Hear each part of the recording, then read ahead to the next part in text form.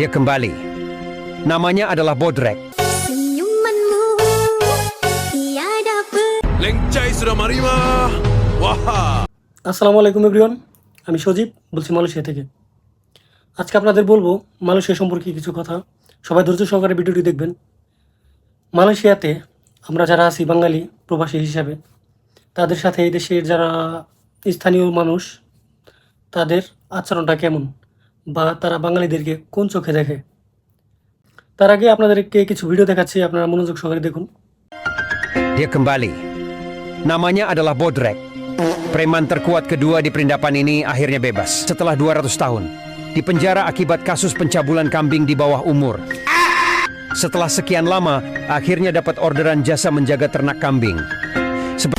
tatapanmu, senyumanmu tiada pernah aku lupakan. Bisikanmu Tuhanku, kamu tolonglah, antarkan kepadanya malaikat untuk jaganya. Aku tiada tunaikan semua permintaan yang kena. Okey, sekarang saya berada di negara Bangladesh. Suasana dia agak meriah lah. Kat sini Bangladesh ni saya baru beberapa hari ni. Ini baru lepas musim salji dan nak ke musim panas semula. Jadi লেংচাই sudah marima waha. Ini Dragon punya gangster ah. Wah dengar lu banyak kuat kat luar. Wah pun takut tau. Tapi macam sekarang lu sudah sangkut sini. Itu macam tak cukup gangster mah. Gua mau masuk kah, gua mau langgar kah, gua punya hal lah sial. Lu siapa mau halang gua sekarang? Dua orang punya pasal lah, gua sudah banyak rugi tau. Lu tahu kan? Lu tunjuk lu punya gangster sekarang sama gua. Iya. Tai kau tai. Sekarang lu masuk area gua mah. King punya kawasan tau. Lu sudah parking lu punya bisnes ni. Sudah cukup baik. Apa lagi lu mau? Tak cukup kah? Gua tahu. Tapi gua sudah bayar sama lu punya bapak mah. Apa sih lu mau pau sama gua? Hah? Lu sudah bayar? Berapa lu bayar? 1 juta 2 juta তারা। তো বন্ধুরা, প্রথম ভিডিওতে আপনারা দেখতে পাচ্ছেন যে একটি ছেলে আপনার বাসের ভিতরে একটু ফ্যাশন করে দাঁড়িয়ে আছে বা স্টাইল করে দাঁড়িয়ে আছে। সেটা নিয়ে একজন স্থানীয় লোক টিকটক বানাইছে, আপনার ইউটিউবে ছাড়ছে, আপনার টিকটকে ছাড়ছে।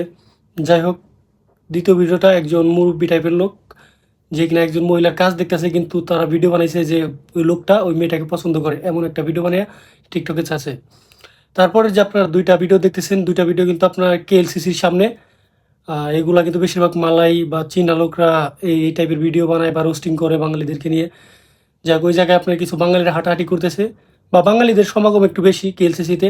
সেটাতে তারা বলছে যে আমরা ঢাকায় বাংলাদেশে চলে আসছি, ঢাকাতে চলে আসছি, এই সেই। তারপর আপনার একটা ভিডিও দেখবেন যে কিছু লোক হেঁটে আসতেছে, বাঙালি ভাইরা হেঁটে আসতেছে, হয়তো ওই জায়গায় বেড়াইতে গেছে বা ঘুরতে গেছে, কোনো কাজে গেছে। কাজ ছাড়া কিন্তু কেউ ওই কেএলের সামনে গিয়ে ভিড় করে না, হয়তো ঘোরার উদ্দেশ্যে গেছে।